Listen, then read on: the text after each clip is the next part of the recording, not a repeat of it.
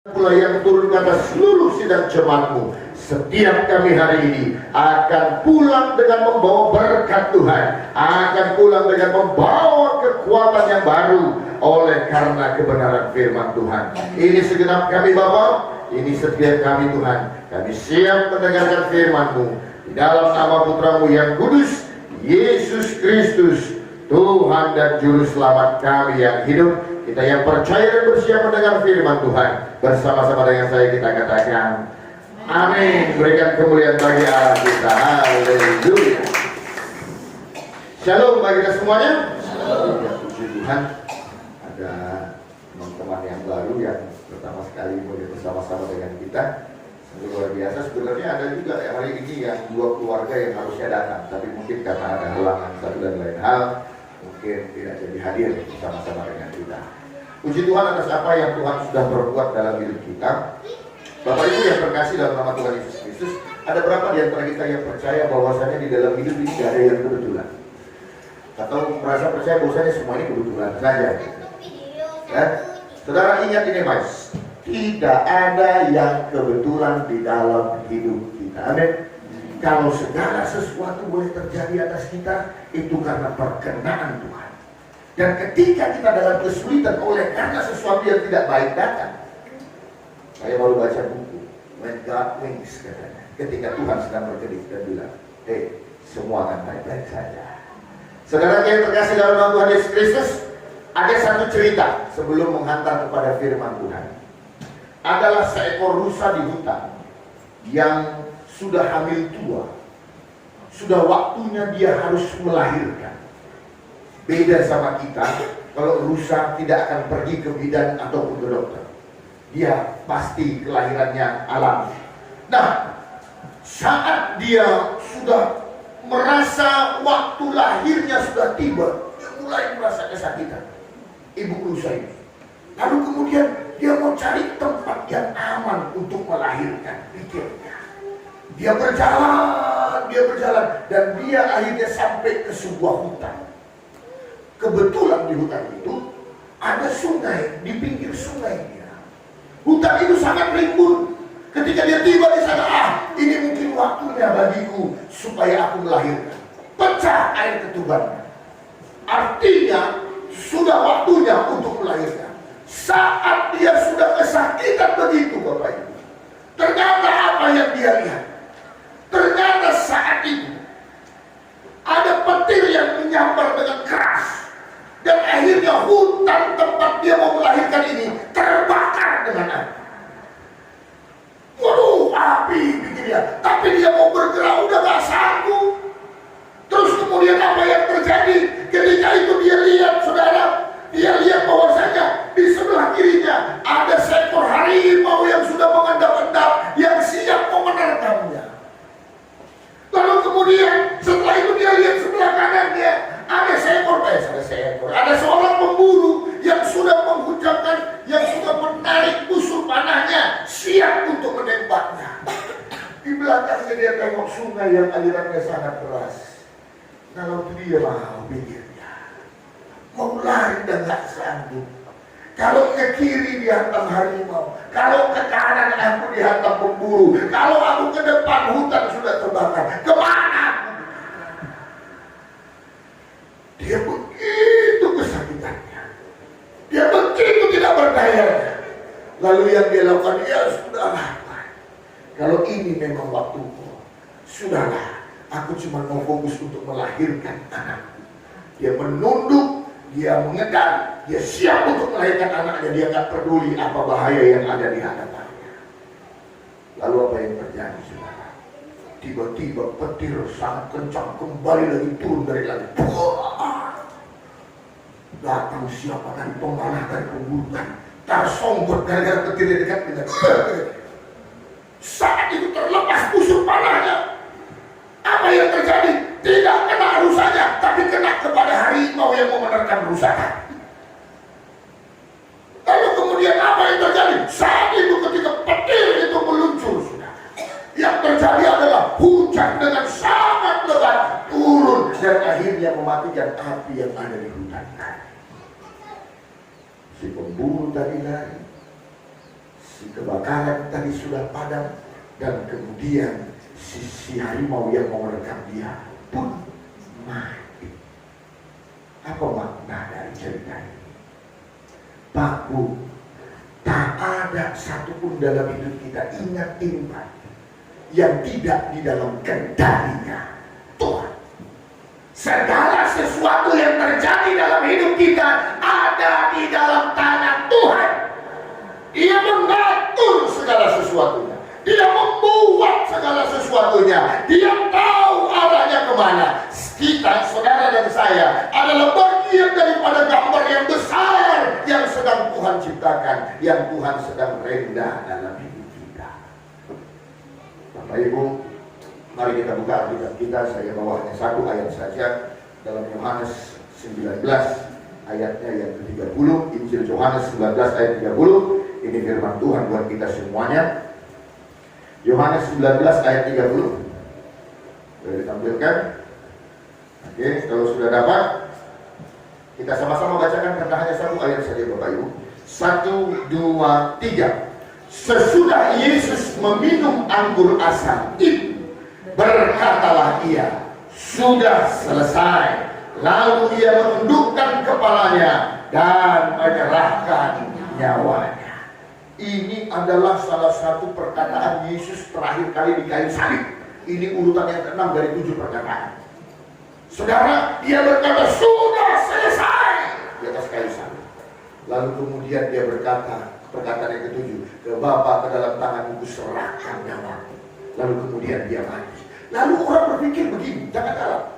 Oh, bahwasanya kemenangan orang percaya itu dimulai pada saat Yesus bangkit dari kematian. Salah. Justru sebenarnya kemenangan orang percaya itu dimulai dari saat kematian Tuhan Yesus. Apa yang dia perbuat di dalam kehidupan kita, supaya kita bisa dapat gambaran besarnya bagaimana Tuhan itu sangat mengasihi saudara, sangat mengasihi saya. Jangan pernah berkata bahwasanya engkau sendirian di tengah-tengah dunia. Jangan kau merasa hidupmu yang paling malang. Jangan kita merasa bahwasanya segala sesuatu berjalan tanpa aturan. Tuhan punya tujuan atas segala sesuatu. Bapak Ibu yang terkasih dalam nama Tuhan Yesus Kristus, Yesus harus mati karena dia punya misi. Misinya adalah apa? Supaya dia boleh mati sebagai ganti dari hukuman dosa. Dosa siapa? Dosa saudara dan saya. Kemudian dia harus mati, dia punya tujuan. Supaya pada akhirnya akibat dosa, yaitu kemarahan Tuhan, itu tidak terjadi pada manusia, dan akhirnya dia yang menanggungnya. Bapak Ibu saudara tahu, waktu Adam dan Hawa jatuh ke dalam dosa, dibujuk oleh iblis. Apa yang dilakukan Tuhan kepada manusia? Apakah manusia dikutuk? Manusia dikutuk? Manusia dikutuk? Nah, manusia dikutuk? Tidak. Jangan salah. Jangan salah. Saya mau umat gereja bagus itu harus pintar-pintar dalam berteologi. Tuhan gak kutuk manusia. Kalau kita dikutuk, kita ini gak ada lagi. Selesai sudah. Nasib kita sudah pasti. You pasti binasa, saya pasti binasa. Tidak ada lagi kejelasan. Tapi Alkitab kita berkata apa? Hei manusia, terkutuklah tanah karena engkau. Tanah yang diganti oleh Tuhan, supaya kita tidak terkena kutuk. Ini saudara. Sehingga pada akhirnya bumi atau tanah begitu sulit untuk mengeluarkan hasilnya kalau tidak diolah. Bayangkan kalau seandainya engkau, kita yang terkutuk, betapa malangnya hidup kita. Tapi karena Tuhan begitu mengasihi kita, yang dikutuk itu dua. Pertama tanah, lalu kemudian dikutuk ular. Kau akan berjalan dengan perutmu, bukan manusianya. Bukan manusianya. Karena apa? Hukuman dosa atau kemarahan Tuhan itu tidak main-main. Kalau seandainya Tuhan tetap melaksanakan yang menjadi hukumnya, kita harus binasa. Tidak ada ditawar-tawar lagi, saudara. Lalu kemudian, apa yang dilakukan oleh Yesus dalam kematiannya? Dia itu jadi jembatan, Bapak Ibu. Dia menjadi jembatan antara keterpisahan kita dengan Tuhan. Ada yang pernah LDR di sini? Ada yang pernah LDR kira-kira? Siapa di kampung mungkin tak ada kawannya tinggal? Mana tahu? Jadi LDR gitu. Long distance relationship kan ya. Hubungan jarak jauh. Kalau zaman Pak Marbun capek kali yang namanya LDR. Kenapa? Kalau saya Pak Marbun di Jakarta, Pak Marbun di Medan, kalau kirim surat 3 bulan dulu baru sampai. Capek lah tentunya, ya kan? Saudara, tapi kalau sekarang ada jembatannya. Kita bisa video call, melepas rindu. Kita bisa text message every day, setiap hari sama pasangan kita. Apa? Itu jembatannya. Saudara tahu, yang mengerikan pada saat manusia jatuh ke dalam dosa, yaitu manusia terpisah dari Tuhan. Dan manusia pasti mati tanpa Tuhan. Manusia pasti binasa kalau tidak ada Tuhan. Jadi ingat baik, jangan terbalik ya. Jangan kita merasa diri kita ini pusat dari segala sesuatunya. Yang jadi pusat dari segala sesuatunya itu adalah Tuhan. Jangan berpikir, oh karena nggak ada, udah tinggalkan aja pelayanan. Udah nggak usah pelayanan. Enggak. Satu pun dari kita tak ada yang lebih hebat, tak ada yang lebih kuat. Yang hebat itu Tuhan kita, yang luar biasa itu Tuhan kita. Jadi jangan seperti orang zaman dulu. Orang zaman dulu berpikir bahwasanya pusat daripada alam semesta ini adalah bumi. Jadi matahari mengelilingi bumi katanya. Padahal sebenarnya itu terbalik. Bumi lah yang mengelilingi matahari. Jadi bukan kita yang terpenting, Tuhan yang terpenting. Bukan apa mau kita, tetapi apa mau Tuhan yang harus kita lakukan. Dan mengerikannya, kita terpisah dari Tuhan itu bukan perkara yang mudah, saudara. Tadi malam mati lampu ya. Tadi malam mati lampu. Di tempat kami mati lampu. Waktu hujan deras. Lalu tiba-tiba dari terang benderang suasana rumah harus gelap gulita. Dan kalau sudah gelap, ini akan merepotkan segala sesuatunya. Mungkin kita nabrak meja, barangkali kita nabrak kursi dan sebagainya. Ini membawa kesusahan. Saudaraku yang terkasih dalam nama Tuhan Yesus Kristus, ketika Tuhan Yesus berkata sudah selesai, tetelestai katakan dalam bahasa Yunani, sudah selesai, artinya Tuhan mau bilang gini, perkara hakikatmu dalam hidup, engkau tidak perlu takut lagi akan kehidupan di masa depan. Engkau tidak perlu takut lagi kalau engkau akan binasa oleh karena dosamu. Apa yang diperbuat oleh manusia sudah kutanggung di dalam penderitaanku di kayu salib. Itu poin yang pertama, saudara. Pertanyaannya begini, kalau seseorang memberikan nyawanya bagi orang yang biasa, bagi orang yang sesungguhnya tidak penting, kira-kira apa yang akan diberikannya buat kita? Contoh kecil, nyawanya dia kasih berkat, nyawanya dia kasih, apalagi cuma berkat. Saudara, ini hebatnya kita orang yang percaya. Dan ingat ini baik, jangan pernah berpikir ketika mau punya uang yang banyak maka semua persoalanmu akan selesai. Makin banyak uangmu, makin banyak pikiranmu, makin tinggi posisimu, semakin akan digoyang oleh apapun. Aduh, susah kali hidup begini. Orang kali hidup begini. Ada uang, kerja pun gak ada. Masa Covid itu luar biasa. Setidaknya kau bisa tidur, walaupun pintumu tak kau kunci. Karena kau berpikir apa? Alah, mana mungkin maling mau masuk rumah gua mau diambilnya. Tapi coba kau punya uang yang banyak, emas batangan yang berkilu-kilu. Sibuklah kau harus cari berangkas yang paling jago. Sibuklah kau harus beli CCTV yang mahal harganya. Kemudian sibuklah kau untuk membayar security supaya kau diamankan. Makin banyak harta, makin banyak pikiran. Sama seperti ada seorang tertua, saudara, saya sudah pernah lihat. Kenyataan. Dia suatu gereja suku. Dia simpul. Selama ini dia sering pernah naik dalam dada. Selama ini mobilnya biasa, Zebra Espas yang pintu sorongnya. Jadi kalau dia mau bertugas begitu, ya dia taruh aja di halaman gerejanya itu. Kemudian dia biasa berkorban dengan sangat baik. Sampai satu hari akhirnya Tuhan berkati hidupnya makin luar biasa, pekerjaannya, karirnya makin luar biasa. Akhirnya karena banyak uangnya udah, dibelinya mobil BMW seri 380 waktu itu. Baru itu mantap. Ketika dia lewat orang,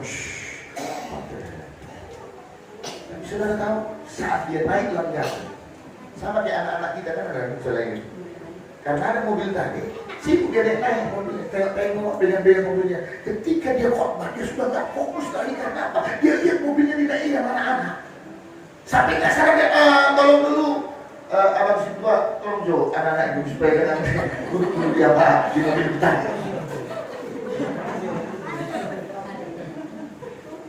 Jangan kira ketika kita punya harta, masalah kita tidak akan ada. Kita mulai dipenuhi dengan yang namanya ketakutan. Kita takut bahwa kita mengkhianati. Kita takut orang akan menongoli kita. Kita menakut-takut akan segala. Karena kita takut kehilangan. Tapi dengar ini baik. Sehebat apapun orang, seluar biasa apapun kemajuan teknologi sekarang, sampai saat ini, kemarin teknologi yang luar biasa di ipar kami, ya, dengan pakai bayi tabung, udah bayi tabung bisa disetel lah untuk yang kedua. Mau perempuan atau laki-laki kelaminnya bisa ditentukan. Tinggal tambah 30 juta, mantap. Itu jagonya rekayasa genetik sekarang. Dan kenyataan, anaknya yang pertama laki-laki, anak yang perempuan, kami mau perempuan lah biar sepasang. Betul perempuan. Jago, hebat. Tapi ada satu yang tak akan bisa dilakukan oleh mereka yang begitu pintar. Tolong robot jangan aku mati. Tolong robot. Bisa nggak aku nggak mati? Bisa nggak aku hidup selamanya? Saya mau bilang ini yang tidak bisa dilakukan oleh manusia. Karena apa? Ini yang menjadi kekuasaan Tuhan. Bapak Ibu yang terkasih dalam nama Tuhan Yesus Kristus. Tetapi sebagai umat Tuhan, ketika dia berkata tetelestai, artinya apa? Sudah selesai. Kau tidak perlu takut akan hidup setelah matimu. Engkau tidak perlu takut apa-apa. Karena apa? Sudah aku selesaikan ketika aku mati, ketika aku bangkit kembali. Semua sudah selesai, termasuk masalah kepastianmu untuk beroleh keselamatan. Itu sebabnya orang percaya tidak pernah takut ketika menjalani hidup.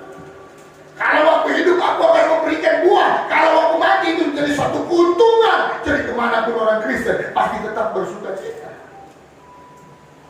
Saudara yang terkasih, mati kita pun sudah dibereskan oleh Tuhan.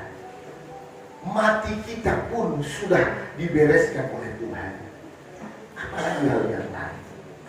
Lalu kemudian ketika dia berkata tetelestai, dia mau katakan begini, aku melenyapkan semua yang jadi ketakutanmu. Bu, orang takut miskin karena itu sibuk kali dia kerja, iya kan? Pagi jual risol, malam main band, subuh-subuh jualan pajak. Misalnya, bukan cuma asal lapar ya, bukan. Kan gitu ya. Parmonja, nggak laku di pajak Melati, mulailah dia nge-live. Nge-live sore-sore tak ada penonton. nge-live jam 10, 4 malam pun gak ada penonton, masih orang sibuk nonton Indosiar. Akhirnya nge-live kapan? Tengah malam, jam 12 sampai jam 2. Ini brokatnya enak, bagus ini, kasihan, masih nonton masih apa macam segala ya kan. Saya pun live juga soalnya makanya. Iya kan? Tidurlah jam 3, habis merangkap semua kan yang fix tadi kan gitu. Sampai jam 5 pagi. Besok pagi gereja, dia mana sanggup. Ketika di gereja monggok kayak gini kan. Baru bilang sama pendeta, inilah yang di sini Pak, banyak kali di sini. Banyak kali di sini. Ya iblis bingung, aku apa jadi salahnya? Tahu yang lama itu kok jadi aku Pak. Atau sama yang anak muda nonton bola, El Clasico dari malam, terus ngantuk gini sekarang pagi-pagi.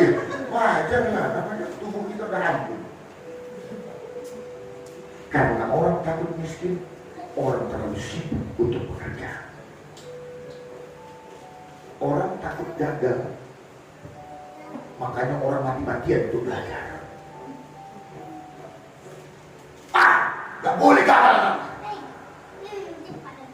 Aku harusnya bisa jadi orang hebat. Karena itu ketika punya anak dia, anaknya sekolah yang bagus. Gak boleh negeri. Sekolah yang mana? Udah sekolah, les lagi. Les bahasa Inggris. Udah itu, les lagi. Matematika, kimia, apa segala macam. Karena apa? Dia takut anaknya gak. Itu sebabnya ketika orang sudah pernah gagal dalam bercinta, dalam berhubungan, pernah diselingkuhi sama pacarnya, akhirnya ketika dia punya pacar yang baru, tahu bang, GPS kau harus teraktif ya. Dimana kau berada Sherlock, jangan macam-macam. Kalau bisa dikloniknya, supaya siapa yang mulai ketahuan. Sampai segitu. Karena takut gagal. Kemudian karena takut kehilangan, maka manusia itu selalu menjaga. Dia tak mau anaknya ini bakal sakit, segala macam vitamin dikasih, mulai dari vitamin otak sampai vitamin kaki, semua dikasih. Imunisasinya pun tidak boleh lagi yang di posyandu gantian tanggal lama. Yang gratisan nggak mau, harus di rumah sakit. Yang sekali imunisasi 2 lempul karena dia sendiri. Ada lagi bisa sampai kamu imunisasi otak lagi sampai 800.000 ya kan? Wah, kali dia pikir gitu. Makanya waktu kalian itu memang gitu. Namanya anak pertama kan gitu. Sakit tuh, bos lempul, dan juga kan gitu. Bos lempul, tiap bulan kan begitu. Sampai apa ini MRI apa segala macam 800, 1 juta sekian mah. Jadi dan lahir anak gua sini ya gua posyandu dua aja lah. Sehat juga. Jadi dan yang posyandu ini. Dan sekarang kemudian yang kedua, apa takut orang lagi? Takut mati. Ketakutan untuk mati. Karena itu orang berusaha bagaimana caranya supaya dia tetap hidup. Apapun dia lakukan supaya tetap hidup. Nah ini semua adalah persoalan masa depan. Kau gagal kan belum tentu. Ya dong? Kau nggak kaya kan juga belum tentu. Kita bakal nggak memiliki, belum tahu. Orang Israel dalam satu hari, ada satu peristiwa di dalam kitab Raja-Raja. Waktu itu kelaparan luar biasa, sampai saking parahnya kelaparan itu terjadi. Saudara tahu apa yang terjadi? Alkitab katakan, tahi merpati pun dijual, dimakan. Tahi merpati itu terus langsung dalam Alkitab. Saking susahnya keadaan. Lalu apa yang terjadi? Sampai tetanggaan punya anak sama, masih bayi, dua-dua. Diskusi mereka, gini lah ya, susah kali kita ini. Apalagi nanti kita makan. Gimana yang gak masuk beda? Ginilah, hari ini kita potong anakku, kita makan lah, jadi lauk kita. Tapi nanti kalau udah habis anak sini, gantian lah anak kita potong lagi ya. Cocok itu ya, berasa. Kayak mas marisan kita buat ya, iya ya. Dan dipotong kan. dimakan mereka semua. Giliran habis daging anaknya ini, ya datang siapa ini yang anaknya udah dibunuh ini? Beda. Kita potong anakmu, udah habis makanan kita. Iya berbeda, tapi tinggal buah. Jadi gimana? Akhirnya berperkara mereka sampai ke raja. Raja pun sampai, aduh Tuhan, kok beginilah susahnya sampai manusia makan manusia. Lalu si raja bilang, ajudan, kau pergi jumpai si Elisa. Katakan padanya kenapa ini bisa terjadi dan bagaimana menyelesaikan. Datanglah si pengawalnya. Begitu dari jauh si Elisa sudah tahu tujuan. Lalu Elisa bilang, tak usah kau masuk rumah. Bilang aja sama raja, besok kira-kira hari seperti ini, tengah hari seperti ini, di Israel semua akan berlimpah makanan, roti, apa semua akan berlimpah. Datang ajudan dia bilang ketawa dia, aduh Nabi. Seandainya langit ini terbuka dengan lebar, lalu terjatuhlah roti-roti dan lain, gak akan cukup. Mana mungkin seperti yang kau bilang itu, gak akan ada. Lalu Elisa bilang, sesungguhnya itu akan terjadi. Kau akan melihatnya, tapi kau tidak akan menikmatinya, karena kau anak. Besoknya betul. Bagaimana cara bisa Israel bisa berlimpah makanan? Karena Israel itu dikepung Raja Ben-Hadad. Raja Aram. Orang yang mengumpul itu berlimpah makanannya semua. Pagi-pagi subuh, mereka dikejutkan dan dikacaukan oleh Tuhan karena merasa mereka diserang, malah nyerang. Berlarian orang itu semua, bunuh-bunuhan satu dengan yang lain, dan pulang ke negerinya. Datanglah orang penyakit kusta yang duduk di gerbang kota. Aduh, kalau kita minta sama orang Israel untuk sekarang, udahlah kita minta aja ke sana. Kalau dibunuh sama musuh, bunuh aja. Sana matinya di mana pun mati. Digilang ke perkemahan Aram. Tapi apa yang terjadi di sana? Mereka lihat perkemahan itu sudah dikosongkan semua dan begitu banyak makanan ada di sana. Wah, mereka berpesta pora.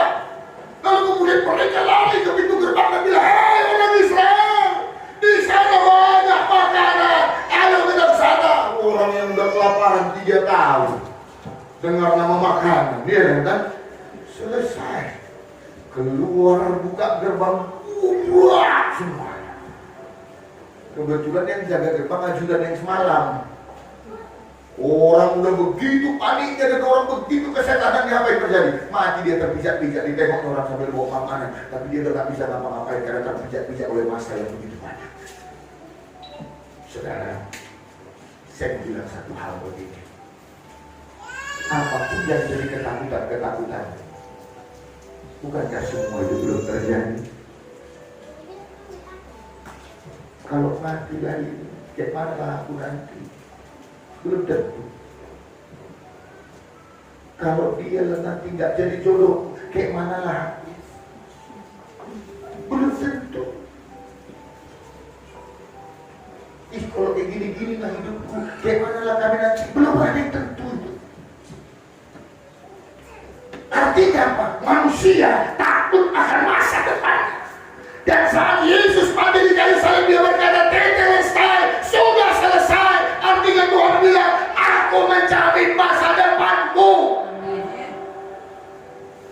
Aku membereskan segala sesuatu dalam hidupmu. Nyawaku kuserahkan bagimu. Segala berkat itu pun kuberikan kepadamu. Darahnya tercurah untuk selamatkan kita, supaya kita tidak takut lagi menghadapi yang namanya kematian, supaya kita tidak khawatir lagi bagaimana caranya bisa menghadap kepada Tuhan. Tuhan sudah selesai. Dan ketika kita hidup, Dia mau katakan, pemeliharaanku pun tetap atas hidup. Sekali lagi, tidak kebetulan kau punya mertua yang mungkin menurutmu tidak baik. Tidak kebetulan mungkin kau punya suami yang mungkin menurutmu tidak baik. Gereja yang mungkin tidak kaya. Saya mau katakan tidak ada yang kebetulan. Tapi saya mau bilang, sama seperti bapak yang sedang mengedip sama anaknya. Saya suka bilang, ya, buat jalan aja. Saya suka main mata dengan dia, dan Tuhan juga melakukan hal yang sama kepada. Hei, Istri guru tapi ya tetap bertahan ya. Aku sedang mulai yang baik ya. Bu kurangin angin. Percaya aja ya. Semua akan baik-baik saja. Sekali lagi. Seluruhnya tenang dipercaya. Bapak Ibu, dia sudah selesaikan segala sesuatunya. Sesuatu yang berkenaan tentang masa depan kita. Sesuatu yang berkenaan tentang apa yang belum terjadi di hadapan kita. Saya mau bilang, Goliat boleh menyeramkan, Goliat boleh mengerikan, tapi Tuhan mau supaya kita tidak menjadi umat yang takut. Hadapi Goliat, berdiri di hadapan Goliat, dan lihat bagaimana Tuhan bekerja. Ternyata Tuhan kita jauh lebih besar dari Goliat yang sedang ada berdiri di depan kita. Ini yang membedakan Daud dengan yang lain.